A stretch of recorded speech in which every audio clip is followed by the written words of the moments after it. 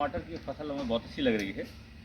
अब हमें ज़रा सा इस टमाटर के बारे में, इसकी विधि के बारे में, इसको कैसे पैदा करें, किस तरह से इसको मेंटेन किया जाए, उसके बारे में थोड़ा सा हमको जानकारी दीजिए आप। जैसा कि डॉक्टर साहब आप जानते हैं कि ये सेंटर ऑफ एक्सीलेंस में आपका ये हाईटेक नर्सरी के माध्यम से ये सीडलिंग तैयार की गई है, जिसमें इस प्रजाति को आप देख रहे हैं, ये नामधारी 4266 प्रजाति है और इसको 15 अक्टूबर को प्लेक्ट के माध्यम से तैयार करके यहाँ पर रोपण किया गया था।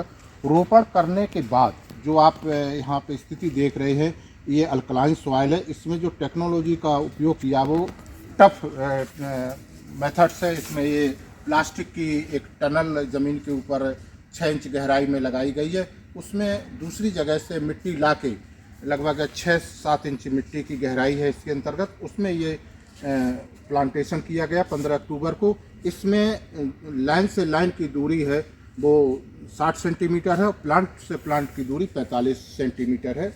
और दूसरा आप देख रहे हैं कि जो प्रजाति है उसको मेंटेन करने के लिए जहाँ से फ्लावरिंग स्टार्ट होती है लगभग 2 फीट से लेके 2 फीट के लगभग सामान्य रूप से टमाटर में अगर आप प्रॉपर प्रूनिंग करेंगे तो फ्लावरिंग स्टार्ट होती है। जो पहला बंच बना है यहाँ तक मैंने पहले इसके सभी प्रकार की जो लीव्स थी उसको हटा दिया गया था और उसके बाद ये शायद आपने पहला इस तरह का कंसेप्ट देख रहे हैं, 2 ब्रांच टेक्नोलॉजी को डेवलप किया गया कि एक पौधे से 2 ब्रांचों को डेवलप किया गया, फिर उसके ऊपर भी 2-2 ब्रांचों को तैयार किया गया है। तो मैक्सिमम जो फ्रूटिंग है, कनोपी एरिया फ्रूटिंग एरिया में जो बैलेंस है वो मैक्सिमम फ्रूटिंग एरिया का रहेगा।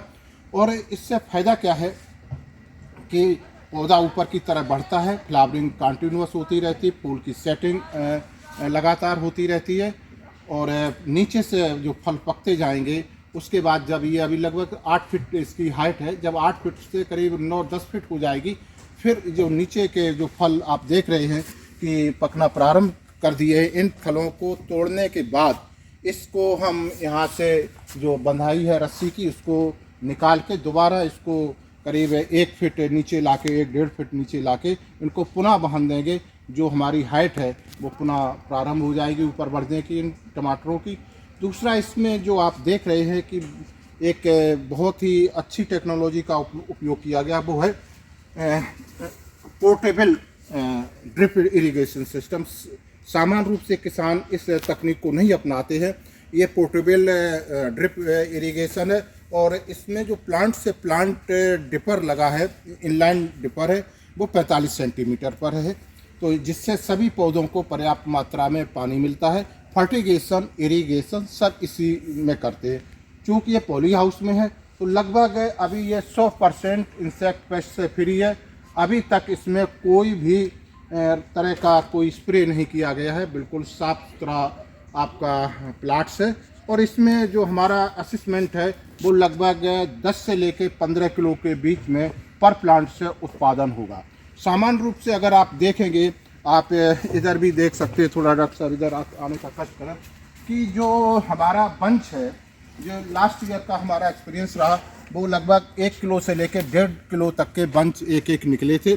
तो सामान्य रूप से ये 800 ग्राम 1 किलो के बंच रहेंगे और 8 से लेकर 10 कभी कभी 12-15 तक आप बंच एक पौधे पर लगेंगे। तो 10 किलो एवरेज हम अगर मानते हैं तो इसमें जो आप स्ट्रक्चर देख रहे हैं लगभग इसमें 100 कुंटल, 1000 वर्ग मीटर में 100 कुंटल के लगभग उत्पादन आने की संभावना है।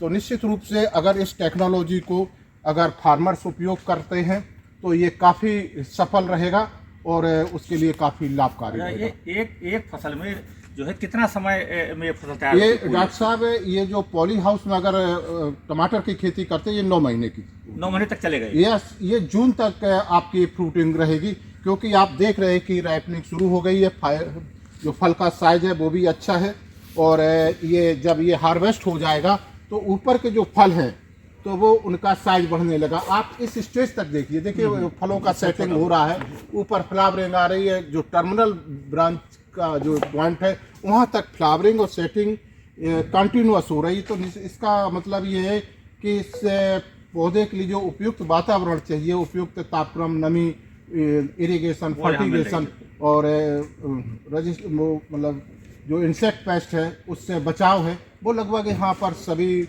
मेंटेन किया जाता है। इसलिए आपकी क्वालिटी जो ओपन फील्ड है या फार्मर्स करते हैं उससे अच्छी, किसी भी प्लांट में कोई आपको धब्बा, स्पॉट, फंगस, इंसेक्ट, कोई भी प्रॉब्लम, और इसमें किसी भी तरह का अभी तक कोई स्प्रे नहीं किया गया। केवल ज़मीन में ज़मीन जनित जो रोग होते हैं जिसमें बिल्ट अक्सर हो जाती है, उसके लिए हम लोग ड्रिंच महीने में एक बार करते हैं। ये बताइए क्या इसको खुले में भी इसी तरह से पता किया हाँ जाता डॉक्टर है? साहब, इसको बिल्कुल बहुत अच्छा आपने क्वेश्चन किया है।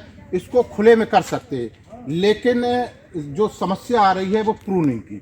जो टेक्नोलॉजी है उसमें आपको प्रूनिंग करेंगे। देखिए जहाँ पर आप फ्रूटिंग सेट हो रही है उससे 1 फीट आगे प्रूनिंग करते जाना है। ना जहाँ 1 फुट ऊपर तक अगर फल सेट हो जाए तो नीचे के सभी पत्तों को आप हटा दें। ओके। क्योंकि भोजन ये पोर्शन लेगा, इसको डाइवर्ट करेगा भोजन, और जो साइड की जितनी भी ब्रांचेज, जैसे ये ब्रांच ये प्रूनिंग हो चुकी है, आप देख रहे हैं जैसा कि देख रहे हैं, लेकिन ये हमारे लिए उपयोगी ब्रांच नहीं है, इसको हमको हटा देना चाहिए।